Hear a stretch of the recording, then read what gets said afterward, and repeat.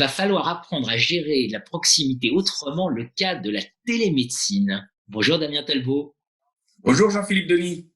Damien Talbot, vous êtes directeur de l'IAE, l'Institut d'administration des entreprises Clermont-Auvergne, et membre du laboratoire CLERMA, donc qui est le laboratoire de recherche en management de l'Université d'Auvergne. Bonjour Sandra Charrière-Petit. Bonjour Jean-Philippe Denis. Sandra Charrière-Petit, vous êtes professeure à l'Université Paris-Saclay et directrice de RITM, laboratoire de recherche d'économie-gestion de l'Université Paris-Saclay.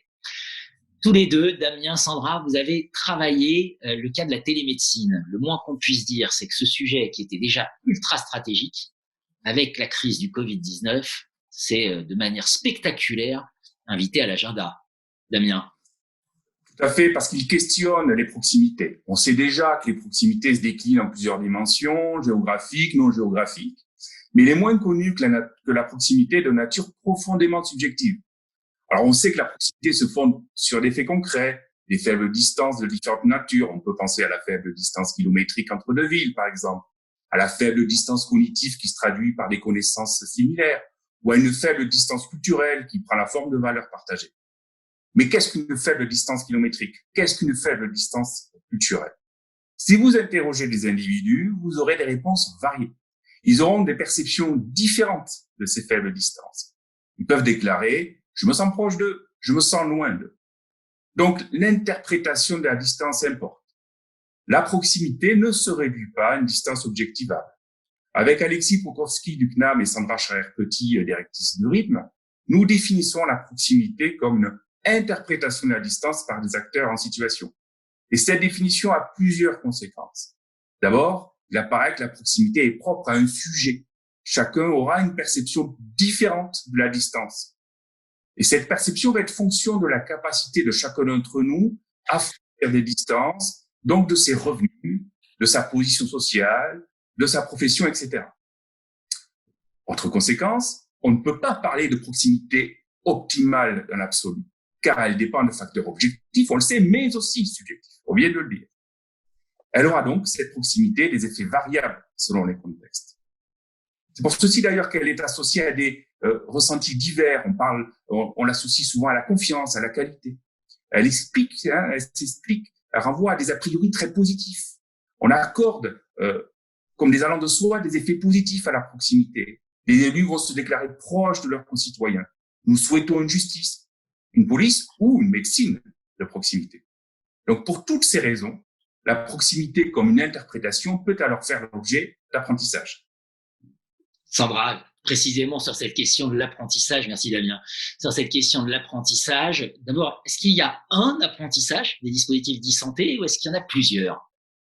Oui, alors vous avez tout à fait raison et comme l'a dit Damien, en fait, l'enjeu est renouvelé et on va voir, il y a plusieurs en fait, apprentissages probablement à extraire. Donc, dans le contexte que nous connaissons, c'est vraiment très pertinent d'analyser comment s'articule proximité et apprentissage. Et cette question, elle est centrale pour le déploiement des dispositifs de e-santé, la téléconsultation par exemple, parce que ces dispositifs sont précisément conçus pour maintenir, pour conserver, pour rendre possible, pour compenser en fait une relation à distance.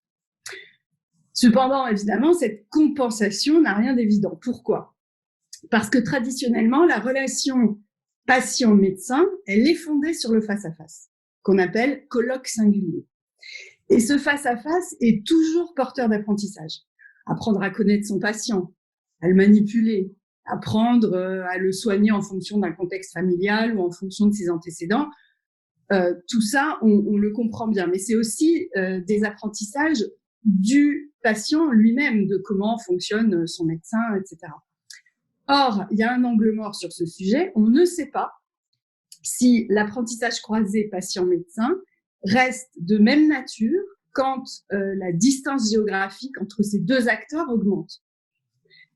Donc, il faut bien comprendre que les dispositifs de télémédecine installent vraiment une relation disruptive entre le patient et le médecin. Tout à coup, ça n'est plus possible pour le médecin de toucher son patient. Alors que dans les consultations traditionnelles et depuis l'histoire de la médecine, la distance géographique entre un patient et son médecin, c'est de l'ordre d'1 mètre au maximum. Les dispositifs de télémédecine, quels qu'ils soient, rompent ce face-à-face. Donc, en ce sens, le lien proximité-apprentissage perturbe les schémas classiques d'apprentissage, mais permettent très certainement de développer d'autres apprentissages qui sont moins attendus. Et c'est ça que la suite de nos recherches envisage. La perception de la proximité, c'est un élément qui aujourd'hui est déjà dans cette complexité que vous venez de nous décrire tous les deux, un élément qui est déjà intégré en pratique. Alors, pas complètement encore.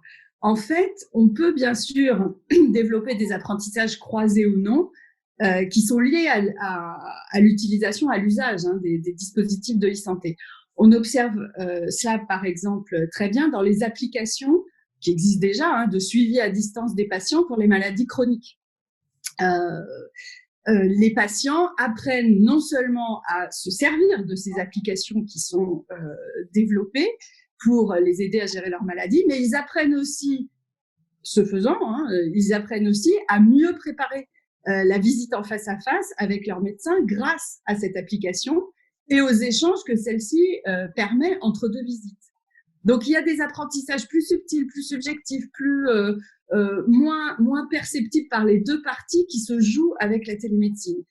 Ça, c'est finalement pour les apprentissages, on va dire, classiques, c'est-à-dire ceux qui ont des effets, qui relèvent les effets positifs de la proximité, comme le disait Damien, qui relèvent les effets positifs de la proximité sur les apprentissages issus de l'usage des dispositifs. Bien sûr, la crise du Covid-19 que nous connaissons va nous permettre de renseigner mieux, plus profondément, de manière plus dense, cette nature-là d'apprentissage. Mais il y a quelque chose de très intéressant, c'est ce qu'on commence à voir émerger avec la crise que nous connaissons, c'est-à-dire des effets négatifs de la proximité sur les apprentissages. Par exemple, on peut apprendre qu'on ne sait pas faire à distance. La téléconsultation pour répondre à des questions de patients qui sont inquiets en contexte Covid, ça on le comprend bien. Mais pour écouter au stéthoscope les poumons d'un patient, là tout de suite c'est plus compliqué. De la même manière, on peut apprendre à l'inverse en fait, qu'on ne sait plus faire autrement qu'à distance. Par exemple, avec la crise du Covid, il y a certaines applications distantes de télédiagnostic qui sont issues de l'intelligence artificielle, de l'IA, et qui permettent de lire et d'analyser très rapidement des données massives de radio des poumons de patients qui sont aux quatre coins de la planète. Cette analyse massive, elle n'est possible qu'à l'aide de dispositifs distants finalement. Alors ça, c'est une surprise qui vient contredire l'idée reçue, selon laquelle finalement la proximité est positive a priori sur l'action ou pour l'apprentissage. Voilà. Merci Sandra. Damien, vous avez évoqué nos travaux avec Alexis Prokofsky, travaux qui seront à retrouver dans la revue française de gestion. On se pose toujours la question, c'est un point qui nous est souvent posé, à quoi servent les théories ? Finalement, si on prend un peu de recul, là on voit typiquement avec l'école de la proximité que ces grilles de lecture, ça nous renseigne quand même, ça nous apporte un regard neuf. Ça nous apporte un regard neuf et ça nous permet, dans des périodes d'incertitude comme nous connaissons aujourd'hui, qui bousculent nos schémas de pensée, de prendre un peu de recul et de réfléchir aux conséquences des événements que nous ne maîtrisons pas. C'est donc, de ce point de vue-là, l'école à proximité apporte un cadre d'analyse, une heuristique extrêmement solide de notre point de vue, qui permet de lire les situations actuelles et donc d'en anticiper les conséquences, comme vient de le faire Sandra à l'instant. Merci infiniment à vous deux pour cet éclairage. Merci. Merci.